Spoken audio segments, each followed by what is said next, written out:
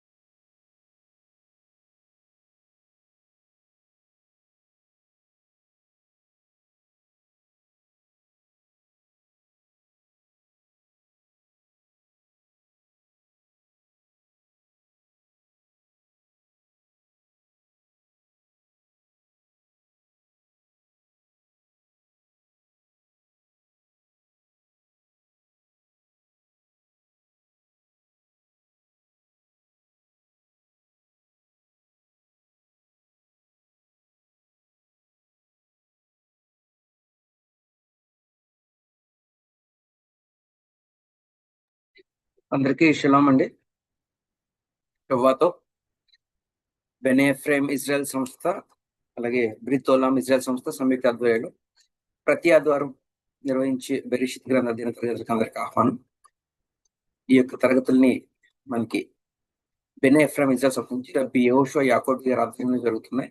అయితే ఈ యొక్క క్లాసులో మనకి ఈ యొక్క తోరా అధ్యయనాన్ని తీసుకెళ్లేవారు బ్రిత్ ఓలాం ఇజ్రాయెల్ సంస్థ నుంచి రబ్బీ యారోన్ గిలోర్ గారు. సో రబ్బీ యారోన్ గిలోర్ గారు కూడా మనతో జాయిన్ అవడం జరిగింది. సో సార్, రబ్బీ గారిని కోచ్ చేయాల్సిందిగా కోచ్ వారిని కోరుతున్నాం. మనం రబ్బీ గారిని ఆహ్వానించి మనం క్లాస్ ప్రారంభించుకున్నాం. యెహోషువ సార్, ఏమన్నా అనౌన్స్మెంట్స్ ఉన్నాయి sir?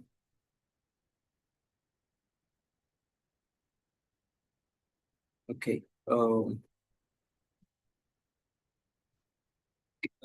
Shalom, Ravi Yaron Gilor, Shavato. I hope I'm audible to you. It's been my pleasure to invite you once again for the Bereshit class. Yes, Rob, we are eagerly waiting for your class. You may start the class. So before starting the class, I think we had some questions from the previous class, maybe by Dr. Yacobi garu. So we'll start by the questions or go on the class and later on we'll go for the question. Whatever you say, please. Yes, תודה רבה, שלום, שלום ישראל ג'רו, שלום everyone, שבוע טוב. Yes, I guess sure we can start with the questions from previous class. Yeah, then I'll invite Yacobi garu for remind the questions once again. Yacobi sir, ఒకసారి మీ questions మళ్ళీ మనం refresh చేసుకుంటే class ముందుకు వెళ్దాం.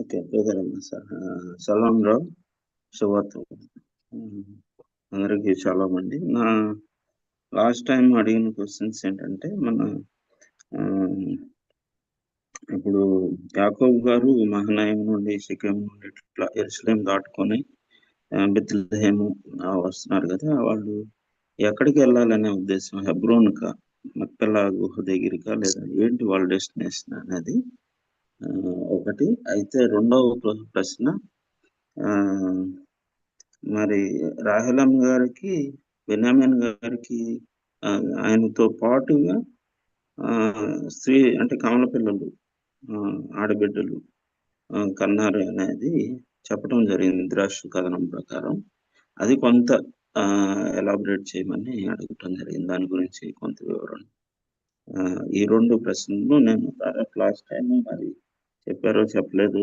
వినలేదు ఒకవేళ అవకాశం ఉంటే దాన్ని మళ్ళీ రిపీట్ చేయవలసిందిగా కోరుతున్నాను ఆడపిల్లల విషయం అయితే పుట్టడం దాని గురించి చెప్పారు. ఓకే నేను అడుగుతాను, సింపుల్ గా క్వశ్చన్ ఆన్సర్ చెప్పండి. Rabbi Yaron, these are the previous class questions. I think you already answered.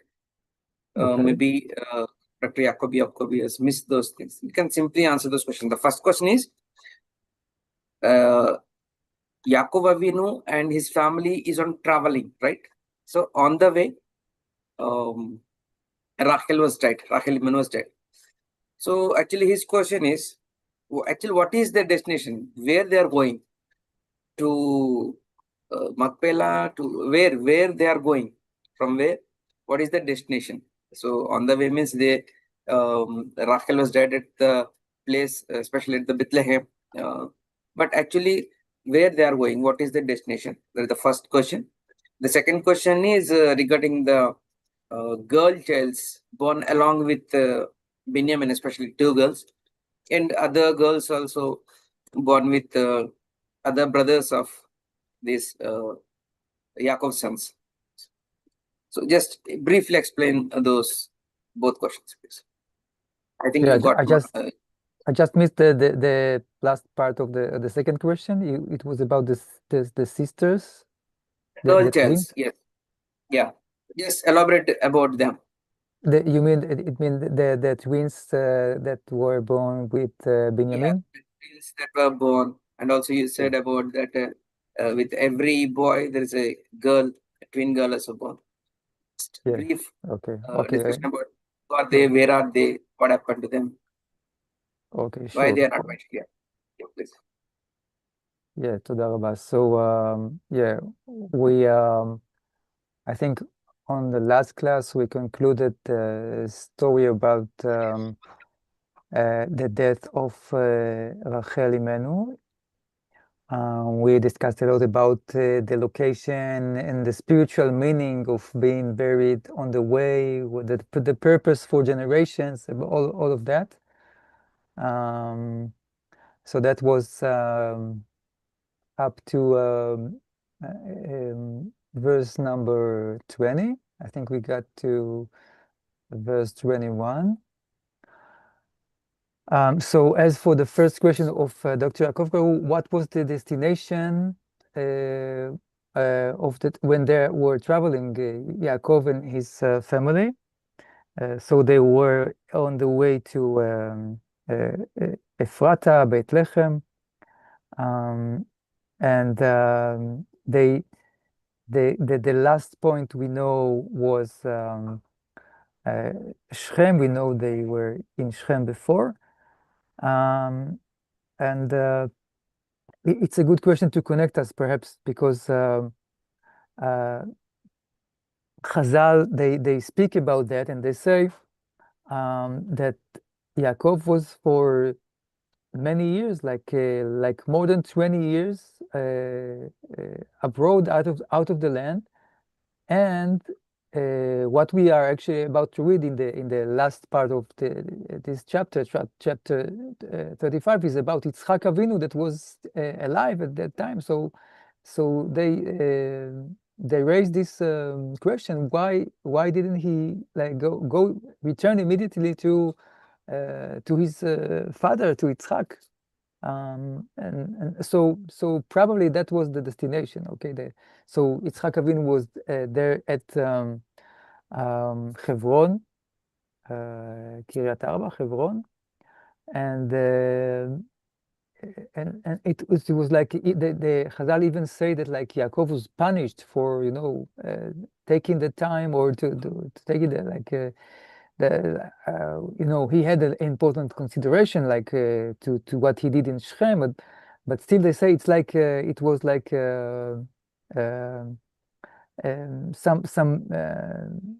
something that is a debt of Yaakov, something that he missed. We read this last Shabbat at the Torah portion of Mishpatim about how important is the respecting parents, mother and father. So they say because he didn't return immediately to Yitzchak, Hebron, he was like punished. And it's a tzaddik. A punish of the tzaddik is not a punish for normal people, but the Chazal point out this as well. So in short, the destination was returning to his father Yitzchak in Hebron, and so Bethlehem and the place of Ephrat is on the way. Okay, అయితే మొట్టమొదటి ప్రశ్న యాకోబు గారు అడిగింది, యాకోబు గారు ప్రయాణంలో ఉండగా ప్రయాణం మధ్యలో ఎస్పెషల్లీ ఎఫ్రాతా ప్రాంతం లేదా బెత్లెహేం అనే ప్రాంతం వచ్చినప్పుడు రాఖేల్ గారు చనిపోయారని చెప్తున్నారు కదా రాఖేలమ్మ గారు.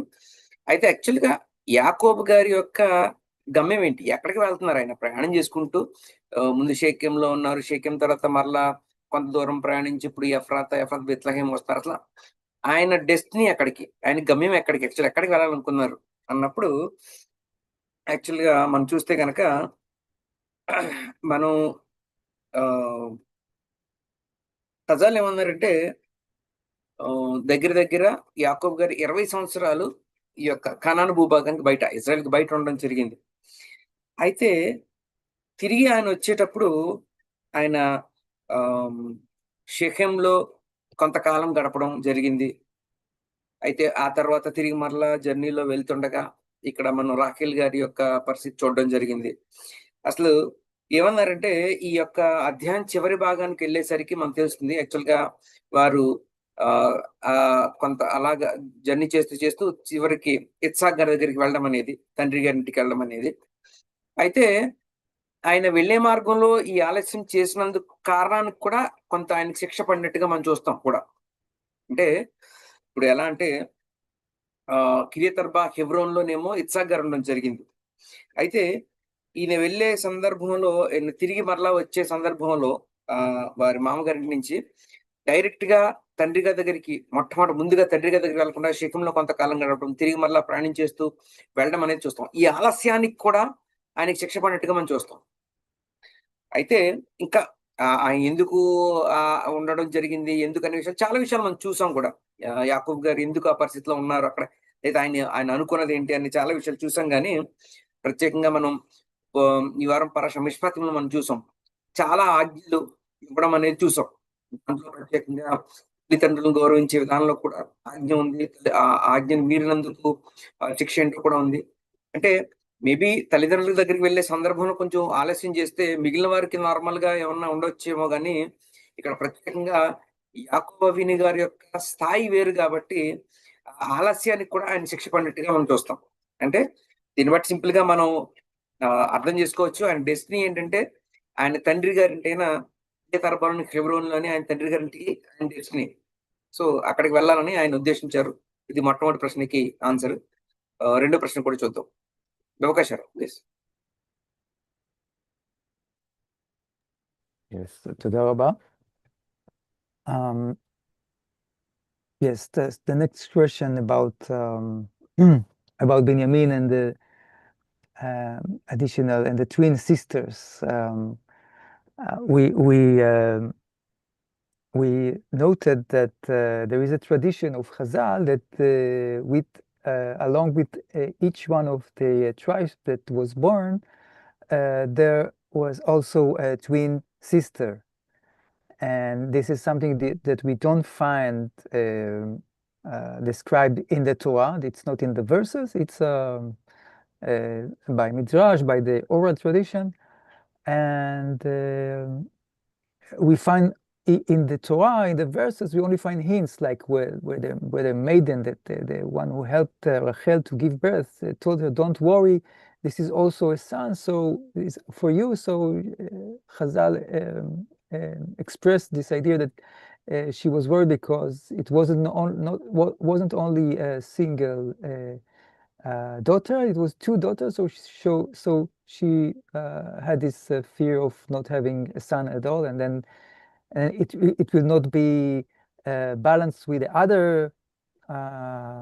other four mothers that have two sons for each, because she only had Yosef until then. So Binyamin had to be born. So that's what we explain. And what's important is the principle that the Torah doesn't describe everything for us, because the Torah is not a history book, not a genealogy book for the dynasties. That are things that we can look for other resources, and that the Torah gives us the message that is important. The Torah is the message of God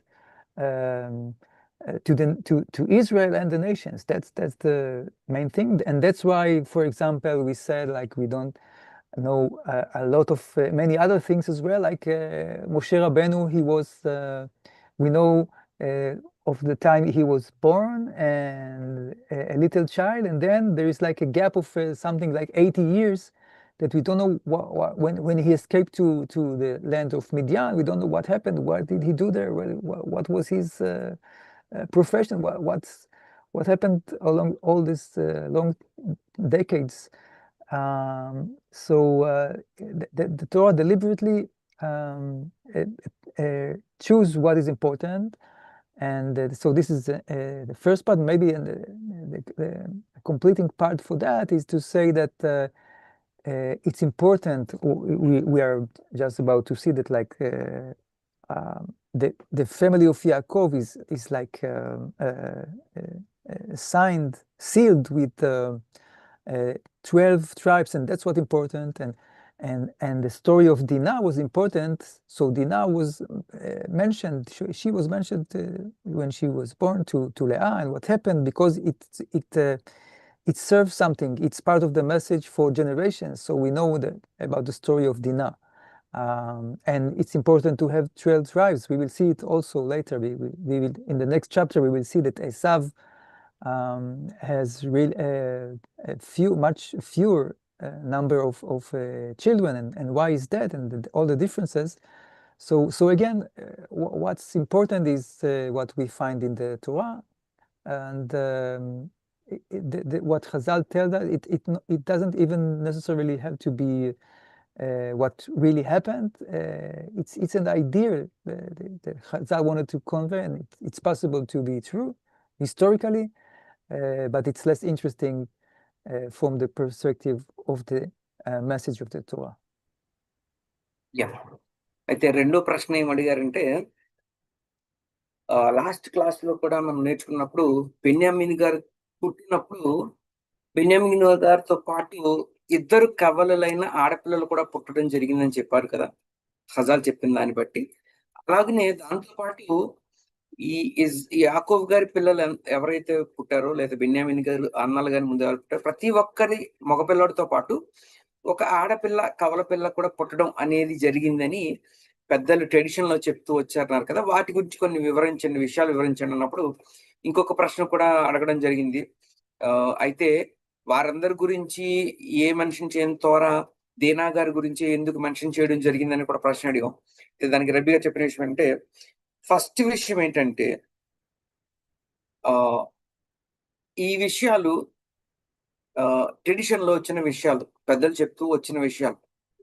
అయితే ప్రతి విషయం తోరాలో రాయబడిందా అంటే, మనం కొన్ని hints చూసాం. అంటే మనం ఎలాంటి, ఇప్పుడు ప్రత్యేకంగా ఇప్పుడు మనం చూస్తున్న ఆ యొక్క పోర్షన్ లో చిన్న సూచన ఏం కనపడిందంటే, బెన్యామిన్ గారు పుట్టినప్పుడు ఎవరైతే కాన్పు చేసే ఆవిడ ఉంటుందో, ఆవిడ తన రాఖెల్ గారితో చెప్పడం, అమ్మ బాధపడకు, ఈసారి కూడా ఆడపిల్ల పుట్టినప్పటికీ కూడా సారీ నీకు కంపల్సరీ ఇక్కడ ఈ కంట్లో కూడా మగపిల్లాడు పుడతాడంటే అదేంటి ఆల్రెడీ కాన్పు అవుతున్నప్పుడు మగపిల్లాడు పుడతాడని చెప్పడం ఏంటి అంటే అప్పుడు ఆ హింట్ని బట్టి ఆ సూచన బట్టి ఏం చెప్పినట్టు లేదు, ముందు ఆల్రెడీ ఇద్దరు ఆడపిల్ల పుట్టడం జరిగింది.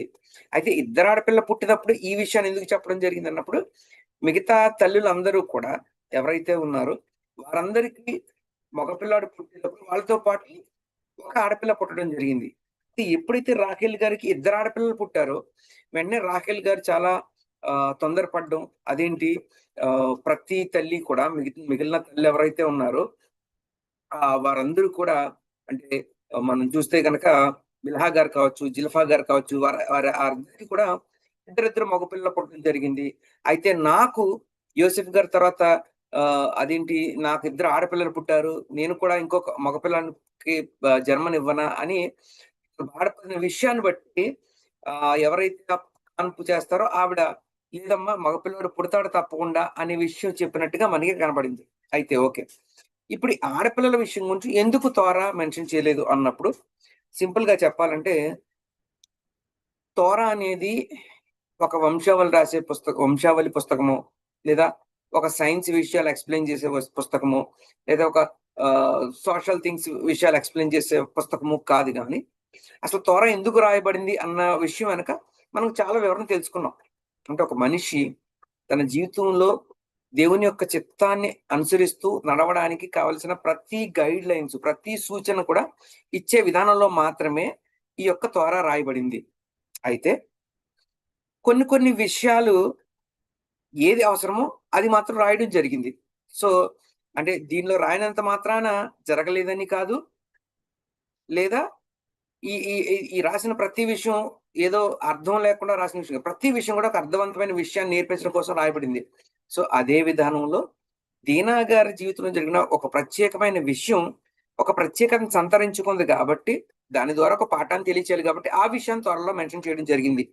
సో మిగిలిన వారి గురించి ఓకే త్వర మెన్షన్ చేయలేదు, కానీ ట్రెడిషన్ ప్రకారం ఇలా ఆడపిల్లలు పుట్టారన్న విషయాన్ని చెప్పడం జరిగింది. సో ఇది రెండో ప్రశ్నకి జవాబు సార్. ఐ థింక్ మీ ప్రశ్నకి okay. Tadara for explaining very well. Maybe can I ask one more question regarding Kever Rachel, the tomb of Rachel Imenu? It's in the portion of Yehuda, maybe. It's not in the Benjamin portion or part in Ephraim given place. Okay, is there any spiritual, not scientific or historical issue, but is there any spiritual importance that we learn? Because as forefathers, it's not ordinary spiritual beings. We depend on their faith, etc. Even in the midway, maybe in the path of Ephrata, maybe Bethlehem, I was wondered to know that how it happened, and even I was very happy to visit that. Unfortunately, it would not happen. So that I would like to know the specific or something related information regarding the Kever Rachel and its placement, not geography or geology or something else. Tadarabal. Okay, sure, right. Yeah, I think we did say something about that as well. But in short, we can also conclude like we spoke about the idea that it's not just an historical, like geographical location to be buried on the way, but it's also spiritual, and it connects heaven and earth. And mainly we did a full class about all the midrash and the words of the prophets writes about the promise of Rachel, about the role of Rachel to be buried on the way where like even the exact geographical way where her children will live to exile when they will be exiled by the Babylonians when they come to conquer the land of Israel. So we spoke about the role of Rachel to cry and ask for mercy in heaven for her children, as if she is just going after them, right? Or on the opposite, waiting for their return outside, like not in the next to the house, not in Hebron, but right on the way to the border to exile. So that's why it was this place in next to Bethlehem. So that was the idea we spoke about.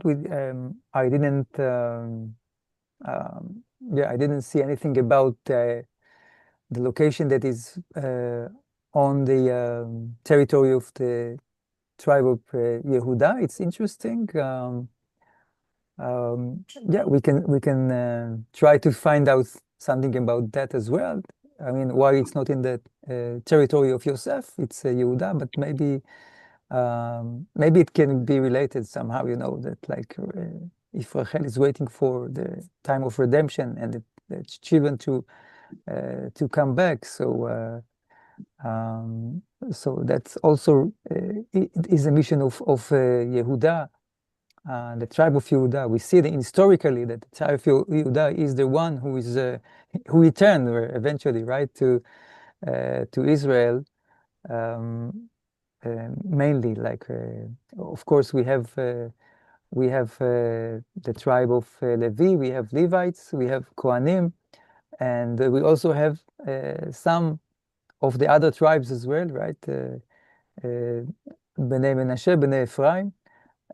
But the majority, right, is the tribe of Yehuda. Maybe this could be one reason, but yeah, you tell me as well if there's any other reason for that. Thank you. One small another doubt.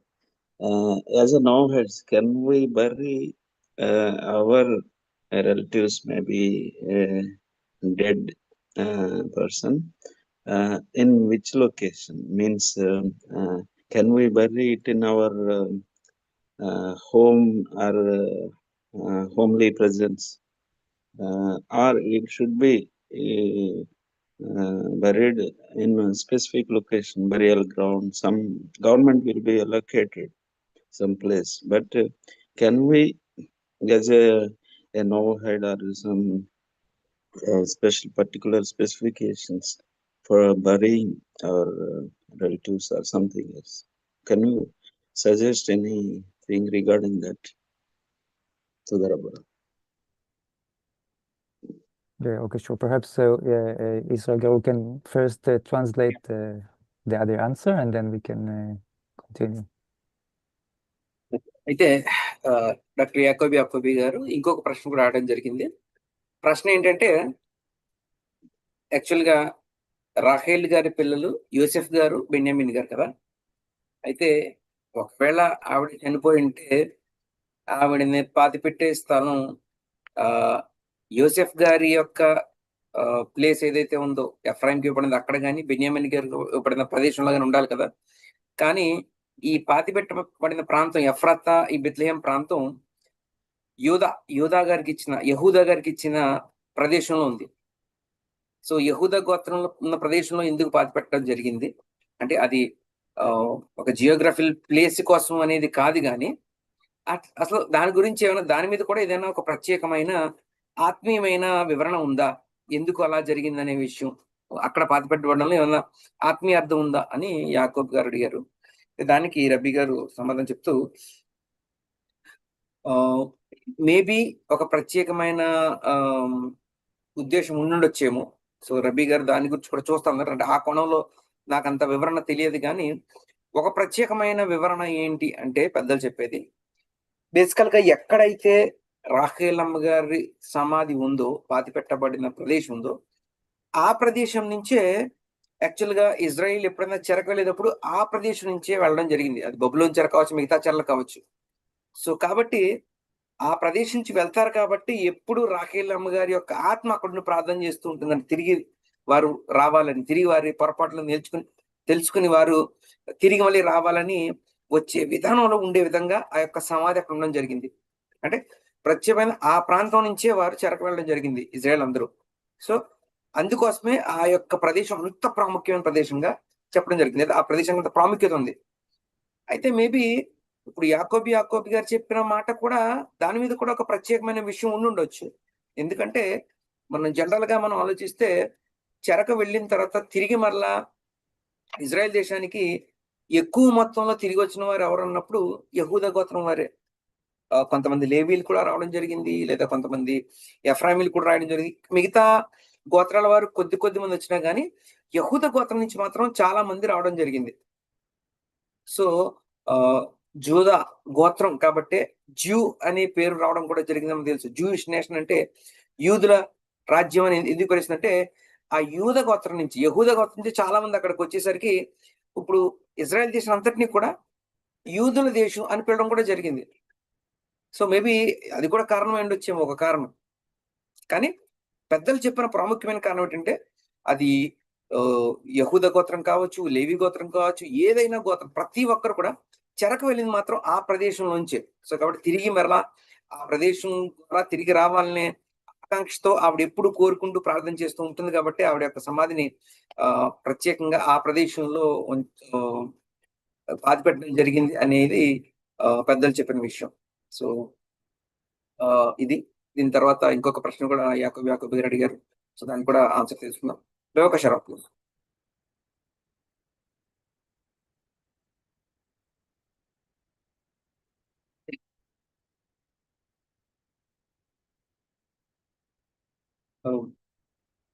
בבקשה, רבי יבנו. Yes, okay, תודה רבה. Okay, so yeah, a few words about the last question about burial for Noachites. Yeah, I see there is no much. There is some. Yeah, there's something to recite in the funeral, in the what we find in the book of Brit Olam prayer book, and the comforting the mourners. But maybe just few words about burial. First of all, of course we know it's like unprecedented, like a merit, the greatest merit. We say chesed shel emet, the true kindness, true chesed, because we take care about the dead that cannot, reward us back in any way, because at least not in this world, because he already passed from this world to heaven. So it's a great merit and a great mitzvah. So accordingly, there are several halakha rules about that. So let me summarize. Like even like first of all, like for regardless of Noachites, even it's universal value, the respect of the dead. And in the Talmud, we find that we bury non-Jews with Jews because we show this caring. If it's necessary, it can be there could be difficulties because there are different, habits, and on exile it's complicated because you don't want to mix like a cemetery of Israel of Jews with non-Jews that practice avodah zarah, and then they can put some avodah zarah signs in the graveyard, in the cemetery, it's probably, but that's the principle that shows there is what we call, let me find the English term.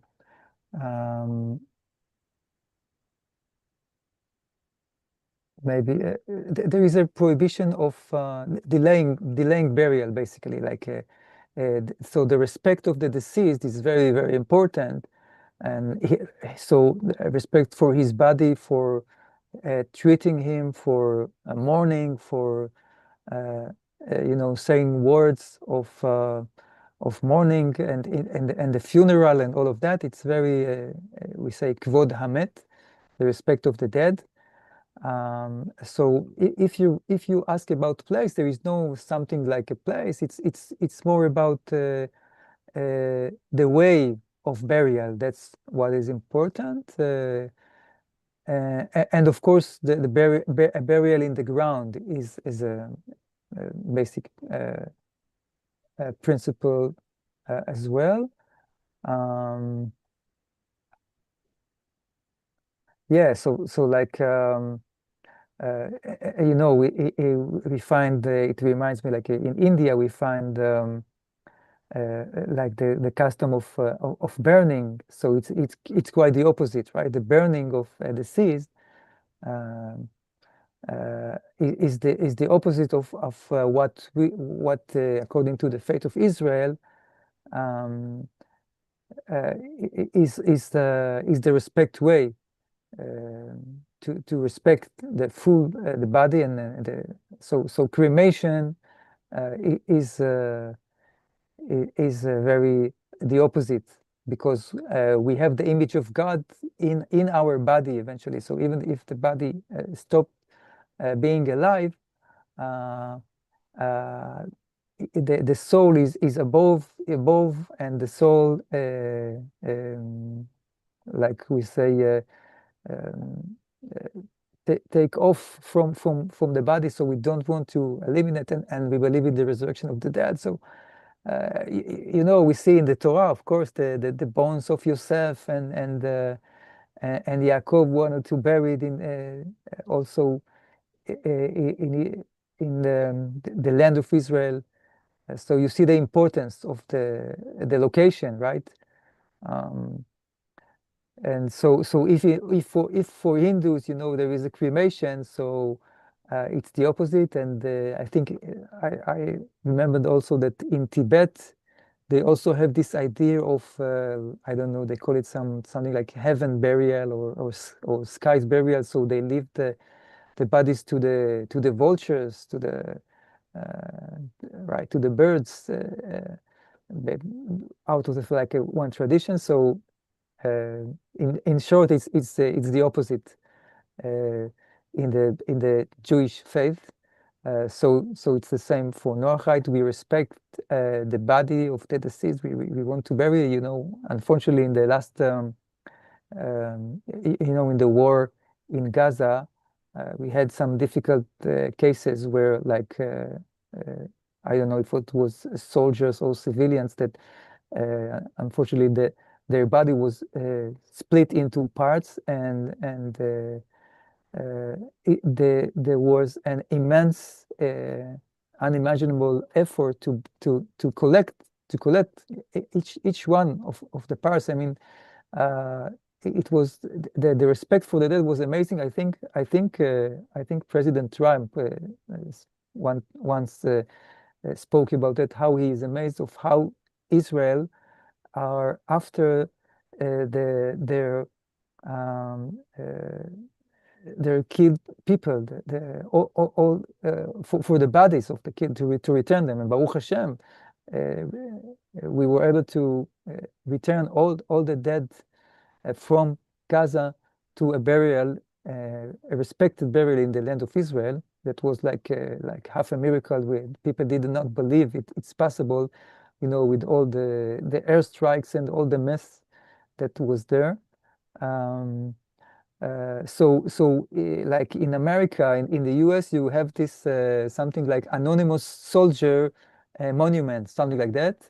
And sometimes non-Jews, like Americans, they are very surprised to see that in Israel you don't have this term, anonymous soldier, because we don't accept anonymity for the dead soldiers. We want to bring them back. We want to do all the possible efforts to respect the dead and the image of God that is in the body of the dead person. So that's like a very fundamental part of morality, Judaism, and that's of course the recommendation for Noach as well. Yeah, we can think. I don't know if probably Rabbi Yoshua he has some halakha laws about that, but we can see that we have like the set of guiding rules for funeral and for burial as well. Yes. Yeah, the key question is, Rob, actually, if there are bit what I can say, few families, if they have a large part of land, if their father or mother dies, they will bury the bodies in the part of their land. Few families who had more luxurious lands and all those things, but commonly there is a burial ground. So even all the Christians and other religious people who are burying, maybe Muslim people have a other burial ground, but especially there is a common ground for Christians, and who are now the Noahites are there. They are also burying those family members at that place. So he's asking that what is the better thing to if they had a chance, they had to bury in their land, or it is better to bury in the common graveyard cemetery. That is what the question. What is your suggestion for the Novahites? There is no any doubt about burying, but there are Dr. Jacobi is asking that what is the better thing to where to bury, in the common graveyard, or if they had any specific place, is that more respectable for them if they bury at their place? That's what the question. Yeah, I see. So well, I think it depends. Maybe we can take it offline to query, understand all the details. But like in principle, I think in principle, I think we would say that it's best to separate, because we don't want to mix the live and the dead, and there are all kind of halakha rules, like what not to do in the graveyard, in the cemetery, and so I don't know. It could be challenging. It could be complicated, and to do that. But maybe if it's like more like possible to do like a mini graveyard for Bnei Noach, for a community, or even like a place for Bnei Noach, even like even next to existing graveyard, existing cemetery. It could be fine as well.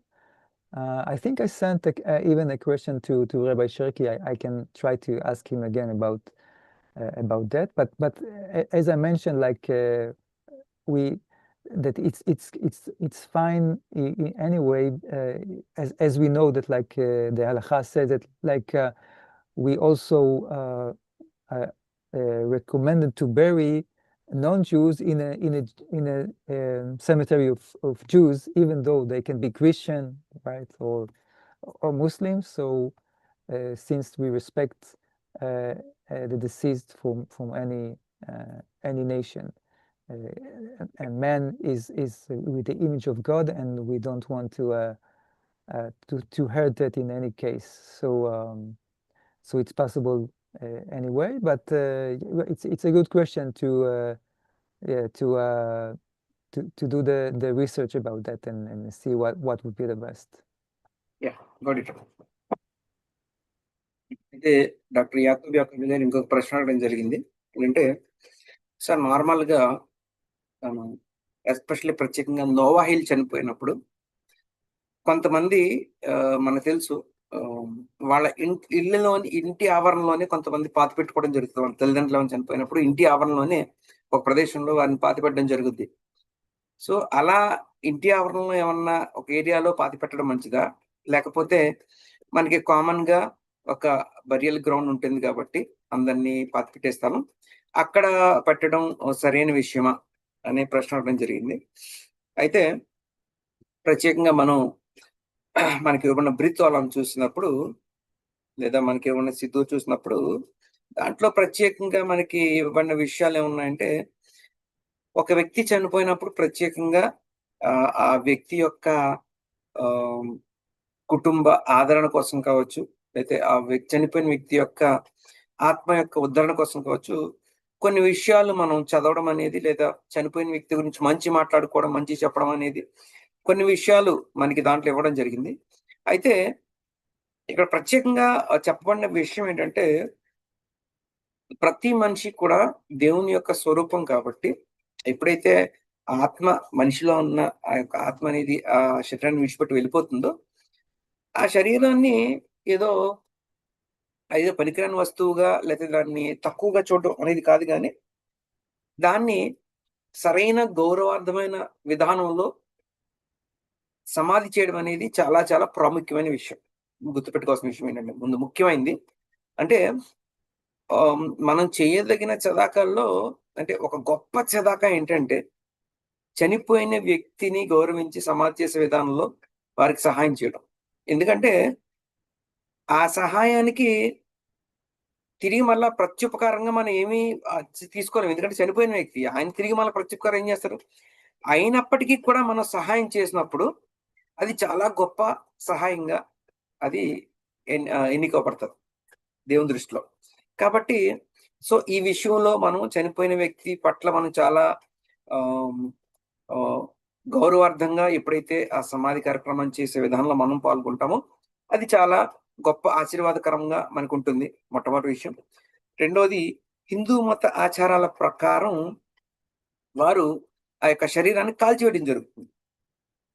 అయితే so వారు కాల్చివేసే విధానంలో వారికి కొన్ని విశ్వాసాలు ఉంటాయి. వారి ఆత్మ ఆకాశంలోకి వెళ్ళిపోద్దని, సంథింగ్ వేరే వేరే విషయాలు. బట్ దీనికి ఎంటైర్లీ ఆపోజిట్ గా యూదత్వం చెప్పుద్ది.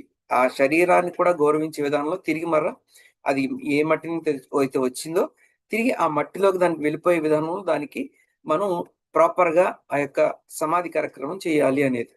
అయితే ఇప్పుడు జూయిష్ విషయంకి వచ్చేసరికి, ప్రత్యేకంగా వారు చెరలో ఉన్నప్పుడు, అంటే ఫర్ ఎగ్జాంపుల్ ఇండియాలో ఉన్నారనుకోండి, వారిని బాధ పెట్టే విధానంలో చాలా ఇబ్బందికర పరిస్థితులు ఎదుర్కొన్న విషయాలు కూడా ఉన్నాయి. అయితే కొన్ని ప్రదేశాల్లో వారికి ప్రత్యేకమైన జూయిష్ సిమెట్రీ అనేది ప్రత్యేకంగా ఒక భాగం ఇవ్వడం జరిగింది. ఎందుకంటే చనిపోయినప్పుడు యూదులు అన్యమత ఆచారాల ప్రకారం వారు జరిగించకూడదు కాబట్టి, ఎందుకంటే నార్మల్ బరియల్ ఫేసెస్ లో వేరే వాళ్ళని బరీ చేసినప్పుడు వారు అన్యమత ఆచారాల ప్రకారం ప్రతి విషయం జరిగిస్తుంటారు అక్కడ.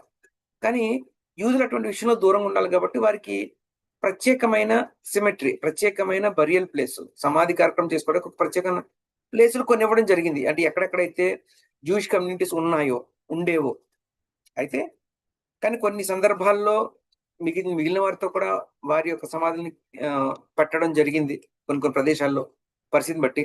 కానీ సమాధి చేయబడడం అనేది, అది ఒక ప్రత్యేక ప్రదేశంలో సమాధి చేయబడడం అనేది చాలా చాలా ప్రాముఖ్యమైన విషయం. ప్రత్యేకంగా యూదులకైతే వారు ఎక్కడికి వెళ్ళినా వారి సమాధి తిరిగి మరలా ఇజ్రాయెల్ భూభాగంలోనే సమాధి చేయబడాలి అనేది ఈవెన్ మనం యోసెఫ్ గారి జీవితంలో చూస్తాం, యాకోబు గారి జీవితంలో కూడా చూస్తాం. యాకోబు గారు చనిపోయారు, తిరిగి తీసుకెళ్లి నా పితరులైన ఉన్న ఆ యొక్క కానాను భూభాగంలోనే నన్ను కప్పిపెట్టండి, నన్ను సమాధి చేయండి అని ఆయన కోరుకోవడం జరుగుతుంది.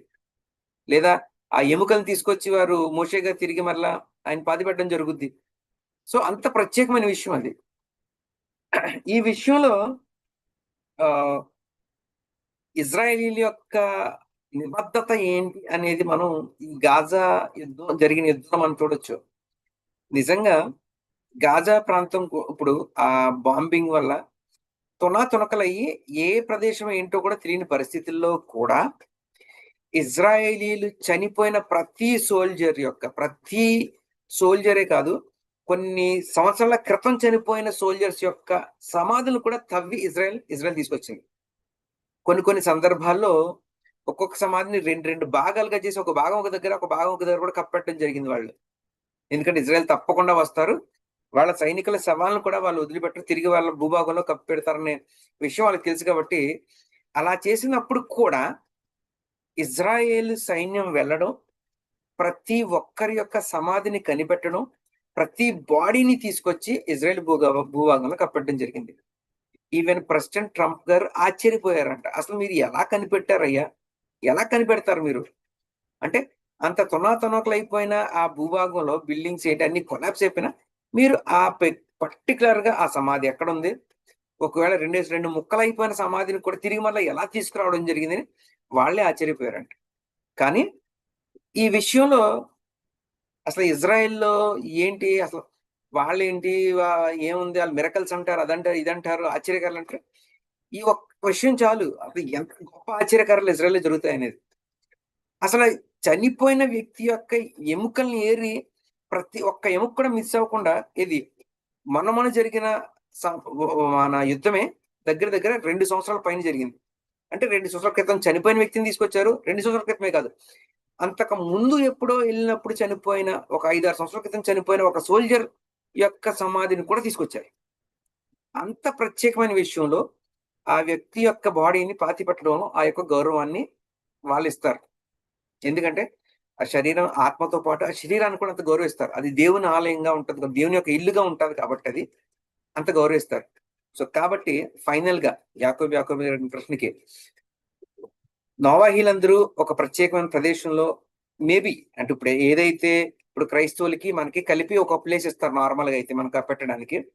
సో అదే ప్రదేశంలో ఒక చిన్న ప్రదేశం పక్కన సెపరేట్ గా తీసుకుని అక్కడ నోవాహీలందరినీ సమాధి చేసుకుంటూ ఉంటే అది చాలా ఒక మంచి విషయంగా మనం చూడొచ్చు, ఒక ప్రత్యేకమైన విషయంగా మనం చూడొచ్చు. అది చాలా మంచిది, ఎందుకంటే మనం చేసే రిచువల్స్ కానీ ప్రతిదీ మనకి సెపరేట్ గా ఉంటాయి. అబోధ జరని ఎంటర్ అవ్వకుండా ఉంటుంది. లేని విషయంలో ఒకవేళ అక్కడే మనం కప్పి సమాధి చేసినప్పటికీ కూడా సమాధి చేయడం అనేది చాలా ఇంపార్టెంట్. సమాధి చేసే విధానంలో గౌరవంగా తీసుకెళ్ళడం అనేది ఇంపార్టెంట్. ఆ విషయంలో ఏ మర్యాద తగ్గకుండా చూడడం అనేది చాలా ఇంపార్టెంట్ అనే విషయం. సో ఇంకా ఈ విషయాలను లోతుగా వెళ్ళేటప్పుడు ఈవెన్ రబీ బెరెషిట్ గారికి కూడా ఈ యొక్క ప్రశ్నని వేయడం జరిగింది, అంటే నోవాహియా పరిస్థితిలో సమాధి చేసే విధానం గురించి. సో మేబీ రబీ గారు ఒకసారి మరలా ఒకసారి రబీ బెరెషిట్ గారిని కనుక్కోవడం చెప్తా అన్నారు. అలాగే ఇది ఈ విధానంలో ప్రత్యేకమైన విషయంలో ఇది హలకాకు సంబంధించిన విషయం కాబట్టి మేబీ రబీ యాకోబీ గారు ఈ పరిస్థితులన్నీ, ఇండియాలో ఉన్న పరిస్థితులు కానీ నోవాహిల విధానం తెలుసు కాబట్టి మేబీ ఆయనతో కూడా మనం చర్చించినప్పుడు ఒక మంచి విధానం అనేది మనకి బయట వచ్చే అవకాశం ఉంది. కాబట్టి తప్పకుండా ఈ విషయంలో ఇంకా ముందుకు వెళ్ళేసరికి మనకి కొన్ని ప్రత్యేకమైన సూచనలు రావచ్చు. సో ఆశిద్దాం. ఇది డాక్టర్ యాకోబ్ గారి ప్రశ్నకు సమాధానం. యాకోబి సార్, మీకు ఆన్సర్ వచ్చిందని భావిస్తున్నాను. బేవకాశ please.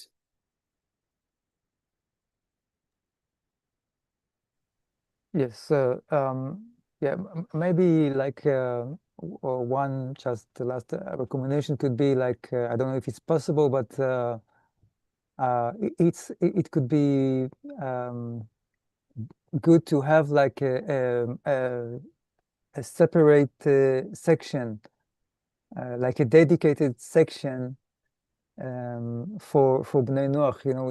So it's like the opposite principle, like if Jews on exile, they have their cemetery and they save a dedicated section for non-Jews. So it would be also, I think, recommended to like if there is a cemetery of non-Noachites, like of Hindus or Christians. So if there is a opportunity to have a dedicated section for Noachite, it could be a good thing to do. Like sometimes, you can see several ways in the cemetery according to halacha. You can see like a fences to mark separate sections, or like a distance of a few meters. That's basically ways to separate and to have dedicated sections. Yeah, Bezrat Hashem, maybe in future Yeah. it may happen. Hopefully. Okay, అయితే చివరిగా దీని మీద ఒక comment ఏముందంటే, ఒకవేళ కుదిరితే గనక, లేదా ఆ విషయం దయవల్ల జరిగితే, ఏదైతే బరియల్ ప్లేస్ ఉంటుందో, సమాధి చేసే ప్రదేశం, మిగతా క్రైస్తవులు కావచ్చు, హిందువులు కావచ్చు, ఎవరైతే పాతి పెట్టబడే స్థలం ఉంటుందో, ఎలా అయితే ఇందాక మనం మాట్లాడుకున్నట్టు యూదులు ఇక్కడ ఉన్నప్పుడు వారికంటూ ఒక ప్రత్యేకమైన సమాధి స్థలం కేటాయించడం జరిగింది గవర్నమెంట్ కూడా. అంటే అంటే నార్మల్ గా క్రైస్తవుల హిందువుల సమాధి స్థలం పక్కన ఒక ప్రత్యేకమైన స్థలం వారికి ఇవ్వడం జరిగింది. సో అదే విధానంలో నోవాహీలకు కూడా ఉంటే గనక అక్కడ కూడా, ఎందుకంటే ఒక ప్రత్యేకంగా ఒక సమాధి మధ్య ఎంత వ్యత్యాసం ఉండాలి, చాలా విషయాలు ఉన్నాయి. సో అటువంటి విధానంలో మేబీ బెజ్రత్ హషేం ఫ్యూచర్ లో ఒకవేళ అటువంటి పరిస్థితి ఏర్పడినప్పుడు నిజంగా అది చాలా మంచి విషయంగా, మంచి పరిణామంగా కూడా మనం భావించవచ్చు. బెవకశారు.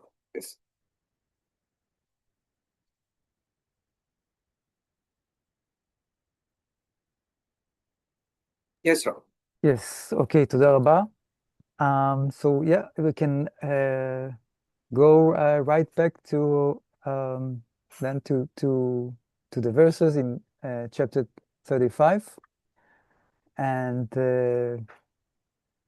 so we had a long section about the death and the burial of Rachel, and all the follow-ups that we did, and we spoke about that.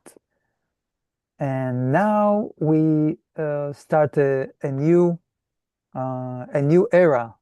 We can say a new, like it's like a milestone, like after the burial of Rachel. And now in verse number 21, the journey of Israel is on its next phase, and so that's what we are about to see. We mentioned like it's like the sealing of the nation of Israel, and that's what we are about to see in verses number 21 and next. I'll try to share in a second. So let me just read. Perhaps let's read the two verses. So in verse 21, Israel journeyed, and he pitched his tent at some distance past the tower of Eder. And it came to pass when Israel sojourned in that land, that Reuben went and lay with Bilhah, his father's concubine, and Israel heard of it, and so the sons of Jacob were 12. Okay, so it's very it's a dramatic words that we have to figure out what it's all about. It sounds very very unexpected, and so we have to learn what it really means, what we see here. But first, like the first point is that like after the burial of Rachel, so Rachel is not there. But it's like Israel became like as we say, sealed a nation. There are 12 tribes. We can have a debate like whether there were plans to some additions or not, according to verse number 22. But in short, it's like we see like that now the word is Israel. Like the first word in verse number 21 is Israel journey. It's like already a nation. It's not like the Jacob, right? Previously we saw Jacob or whatever it was, and now it's Israel journeyed. It means that like the nation is set to go, and then we find this accident with Reuven that we have to speak about and to understand what it's all about and what happened here in this case of Reuven. Yeah okay. అయితే ఇప్పుడు మనం 21వ వచనానికి వెళ్దాం. 21వ వచనానికి వెళ్ళినప్పుడు ఇక్కడ నుంచి కూడా ఇప్పుడు ఏదైతే ఈ ప్రయాణం ఉందో ఈ ప్రయాణంలో ఒక ప్రత్యేకమైన మైలురాయి అని చెప్పచ్చు. లేదా ఈ ప్రయాణంలో మరి ఒక దశ ప్రారంభమవుతుంది. రాహేల్ అమ్మ గారు ఎక్కడైతే చనిపోయారో పాతిపెట్టబడ్డారో అక్కడి నుంచి ఒక ప్రత్యేకమైన దశలోకి వారి యొక్క ప్రయాణం అనేది మనం చూస్తాం. లేదా ఇజ్రాయేల్ యొక్క ప్రయాణంలో ఇది ఒక గొప్ప మైలురాయిగా మనం చూడొచ్చు. ఓకే, అసలు వచనాలు చదువుదాం ఏముందని. 21వ వచనం, ఆదికాండ గ్రంథం 35వ అధ్యాయం 21వ వచనం. ఇజ్రాయేలు ప్రయాణమైపోయి మిగ్దాల్ ఏదేరు కవతల తన గుడారం వేసెను. అయితే ఇప్పటి వరకు మనం యాకోబు గారు అతని కుటుంబంతో ప్రయాణం చేసిన విధానం అన్నాం, కానీ ఇక్కడ తోరా పర్టికులర్గా చెప్పినట్టే ఇజ్రాయేలు ప్రయాణమైపోయి అంటే ఇప్పుడు యాకోబు గారి కుటుంబాన్ని యాకోబు గారి కుటుంబంగా కాకుండా ఒక దేశంగా గుర్తించడం జరిగింది. ఇజ్రాయేల్ దేశంగా ఒకటి. ఎందుకంటే ఇక్కడ అంటే మనకి తర్వాత 13 గోత్రాలుగా మారినప్పటికీ 12 గోత్రాల పిల్లలు వచ్చేయడం జరిగింది. 12 మంది పుట్టడం జరిగింది. పుట్టిన తర్వాత ఇజ్రాయెల్ దేశంగా ఒక గొప్ప దేశంగా మారింది. సో ఇక్కడి నుంచి త్వర వారిని ఇజ్రాయెల్గా గుర్తించడం జరిగి ఇజ్రాయెల్గా సంబోధించడం మొదలుపెట్టింది. సో 21 వచనం, ఇజ్రాయెల్ ప్రయాణమైపోయి మిగ్దాల్ కేదేరు అవతల తన గుడారం వేసెను. బాగుంది.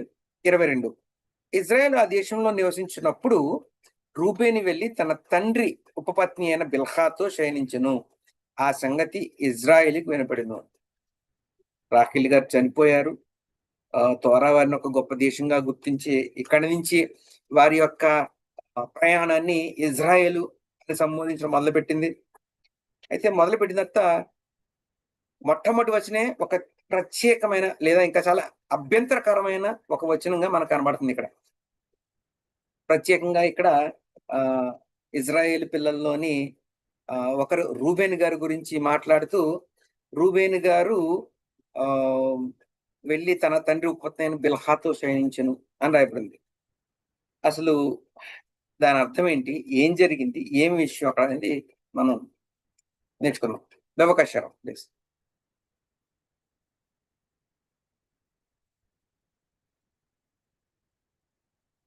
Yes, okay.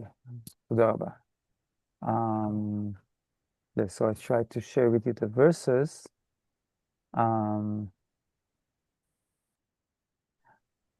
And well, following our last discussion, I think Rashi also bring a commentary of what all the mess thing that happened here with Reuven is part of the reason. Rashi says before he came to Hebron, to Yitzchak, all these incidents befell him. So, like again, we see the demand, the challenge of respecting parents, even like in the case of Yaakov, that he was busy in building the nation of Israel. Yet Rashi still bring these words that it was because of the lack of respecting parents. So of course everything is proportional for the forefathers. But let's get into the story of Reuven. So the words of the Torah here, it's a unique expression that are very severe, like it's like Reuven sinned like one of the arayot, right? It's like well, it's not his mother. Like Bilha is a concubine, so it's like there are some differences, like some loyal differences between a married woman and a concubine, but we know that the concubines actually turned to like official women eventually. So So Reuven is the son of Leah, but it doesn't matter because his father is still there and married um, to this concubine Bilhah, and now what's mainly behind this is what we can also find in the words of Rashi. I can enhance add the commentary of Rashi here as well in a second, and it says that let's read the words of Rashi. He says in the first place, since he Reuven disarranged his bed, it means Jacob's bed. Scripture considers it as if he had lain with her. So what really happened, according to the tradition, and Rashi take this approach as well, although there are different approaches, but so basically the idea is that he didn't really, he wasn't with the concubine himself, but he just disarranged Jacob's bed. It's like he was like he has a concern about his mother, actually his mother Leah. We know that the background is that we know that Rachel was the favorite wife of Yaakov, and Reuven didn't feel naturally so good with that, and then after Rachel died, so he expected that now it will move to be this way, that Leah will be the favorite woman. So the main place of Yaakov to sleep, to stay, will be in the tent of Leah, and but he saw that it's not the case, and actually the intention and the plan were to go to Bilhah, the concubine of Rachel. So he was upset about that. So he mixed, the tents or the beds or whatever he did in order to confuse and to change it so it will be Leah and not Bilhah. So he didn't, sin with any of the illicit relation, right? It wasn't close to that, but it's still such an impolite deed. It's of course it's a sin in a different respect. I mean, it's a sin for a head of a tribe like Reuven, and he's the firstborn. It's a great sin. So it's not arayot. It's not that he did something with Bilhah, but just for the Torah to express the severity of intervening inside this the holy relationship between a husband and a wife. So the Torah says as if he was with the concubine himself. I think we find similar thing about Shlomo, King Solomon, that the verses say that he practiced avodah zarah. What's not really true, because it's like a punishment for allowing his foreign woman to practice avodah zarah. So he was punished for that, or he was judged for that, as if he also practiced avodah zarah, although he didn't practice it at all. So it's again the principle to show the severity of the action.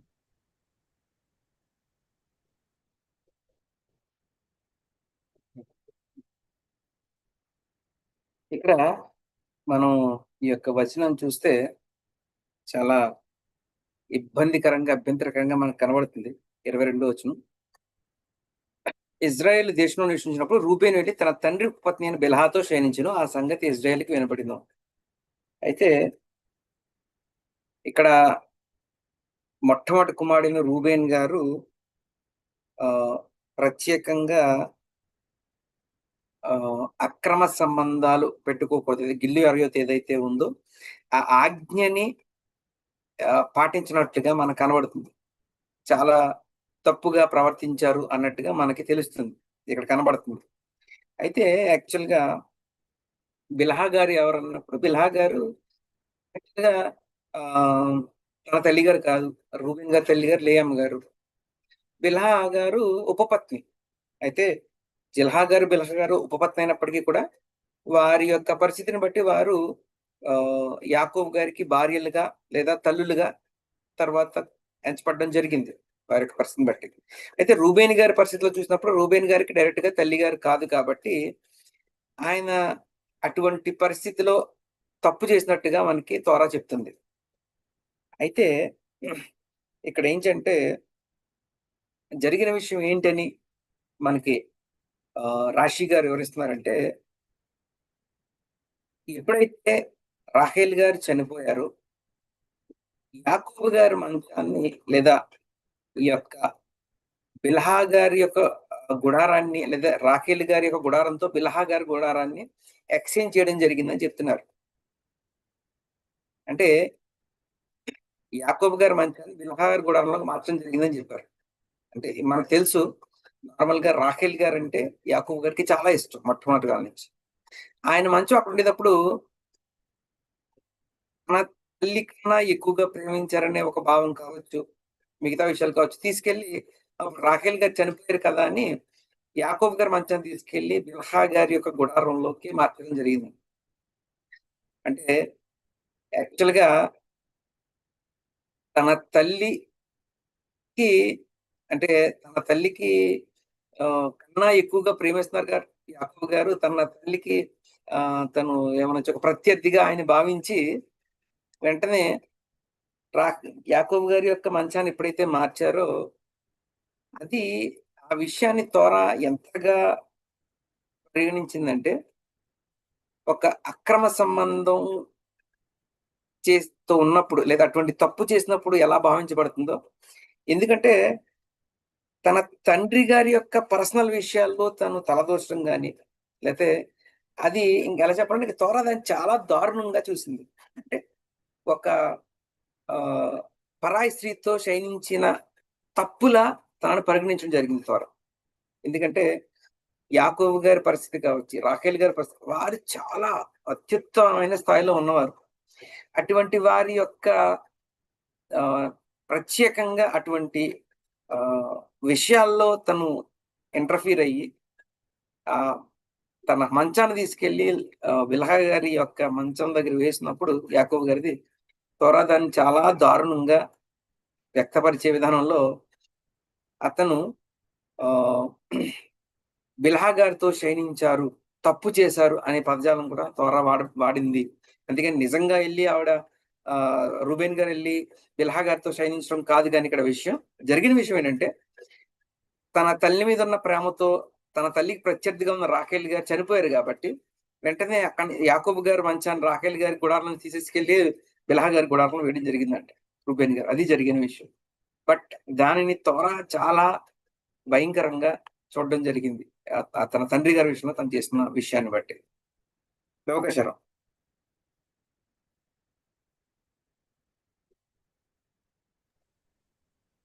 Yes, תודה רבה. So, just for the completion of going over the words of the verse,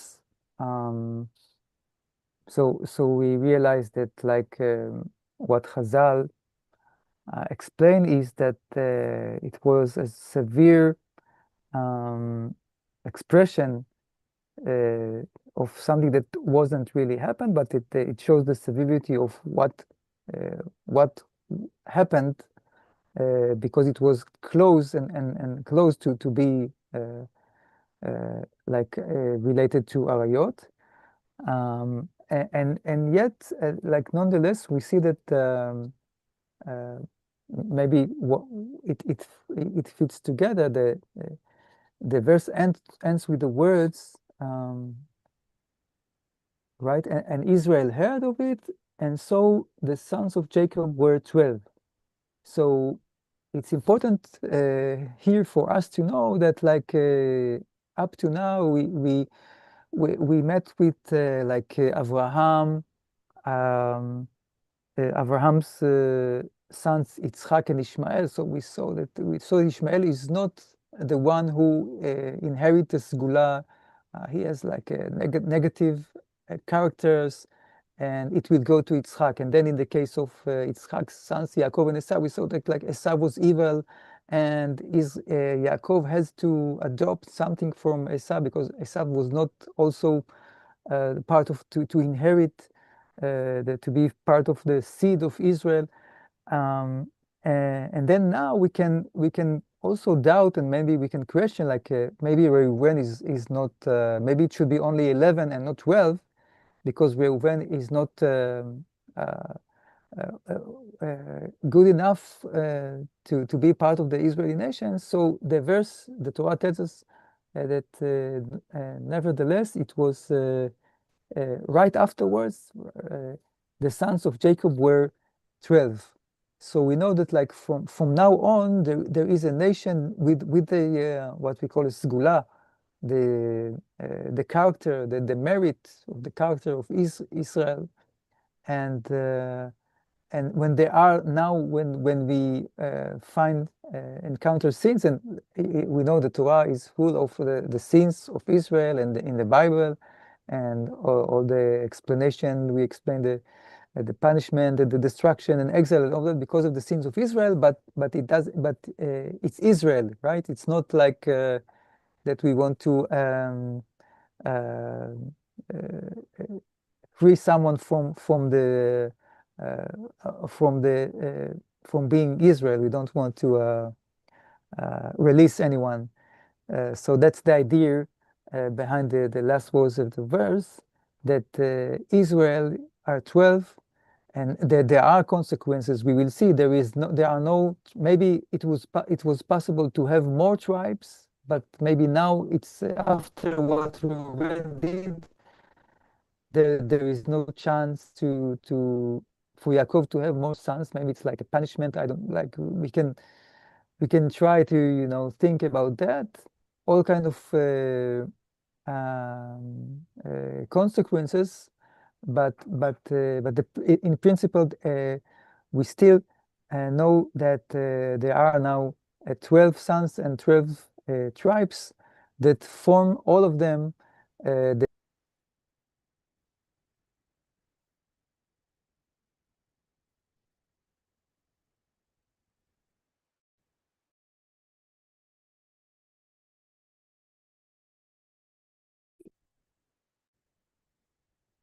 Now, yeah, I'm audible. Yes, I can hear you. Yes, okay. అయితే actually, the last word, the sons of Yaakov, in Telugu Bible, it shifted to the Yes. next verse. It is not connected to the second verse. It shifted Oh, 23rd. okay. So the entire meaning was changed now, as you mentioned I see. specifically. Yeah. So you're saying it's not part of verse number 22? Yeah, it's a part of I see. 23. Okay, right. Because the major meaning was missing. That word is not there. Yeah. Okay. Yeah. Okay, ఇప్పుడు మనం చూసాం కదా, మనం తెలుగులో ఉన్న బైబిల్ని చూసుకుంటే రూబేన్ గారు చాలా తప్పు చేశారు అన్నట్టు కనబడుతుంది. కానీ రాశి గారు ఎవరిని ఏమన్నారంటే, బేసికల్ గా ఓకే, నా తల్లి గారి కన్నా ఎక్కువగా సమయం గడపడం కానీ, ఎక్కువగా ప్రేమించడం కానీ రాఖేల్ గారితో చేశారు కాబట్టి, ఇప్పుడు రాఖేల్ గారు లేరు కాబట్టి అని తీసుకెళ్లి తండ్రి గారి మంచాన్ని తీసుకెళ్లి లేమ్ గారి గదిలో వేశారు. కానీ అది తన తండ్రి గారి విషయంలో చాలా పర్సనల్ థింగ్ కాబట్టి, అటువంటి విషయంలో రూబేన్ గారు ఇంటర్ఫియర్ అవ్వడం జరిగింది కాబట్టి, దాన్ని ఎంతగా అంటే ఆ జోక్యాన్ని ఎంత తప్పుగా పరిగణించిందంటే, అది ఒక బిల్హా గారితో శయనించినట్టుగా అంత ఘోరమైన తప్పిదంగా పరిగణించింది. కానీ నిజంగా అటువంటి ఘోరమైన తప్పిదం రూబెన్ గారు చేశారంటే కాదు. తీసుకెళ్లి మంచాన్ని వేశారు. మేబీ తన తల్లి గారి మీద ఉన్న ప్రేమతో కావచ్చు, లేకపోతే అది నా తల్లి గారితో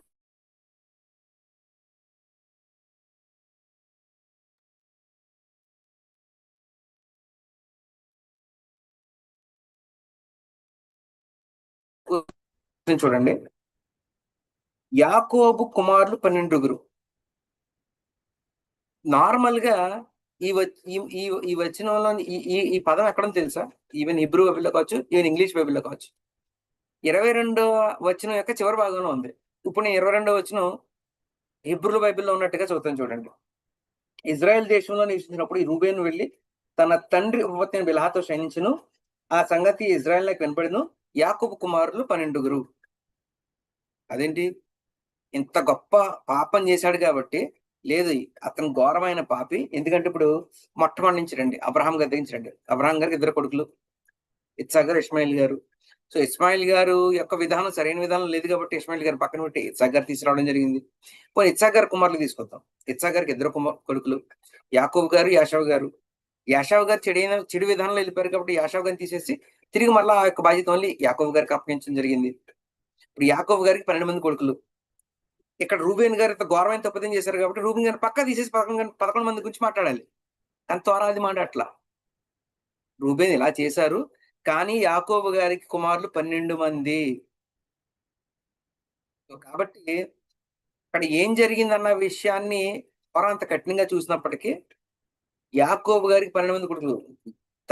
చెయ్యరాని ఘోరమైన నిజంగా వెళ్ళి రూబేన్ గారు ఏమీ శయనించలేదు అక్కడ. అది కాదు చెప్తున్న విషయం. యాకోబు గారికి 12 మంది కొడుకులే, వారందరూ కూడా సరైన విధానంలోనే ఉన్నారు. కానీ తను వేలి పెట్టకుండా విషయంలో వేడి పెట్టాడు రూబేన్ గారు, అంతే. అది త్వర విధానంలో అంతే కఠినంగా చూస్తుంది. అతను వేలి పెట్టకూడని విషయం, అంతేగాని నిజంగా అతను వెళ్ళి గిల్లు అరగతి చేయలేదు. వెళ్ళి అక్కడ తన తల్లి సమానరాలైన బిల్హా గారితో శయనించడం జరగల. అది కాదు జరిగిన విషయం.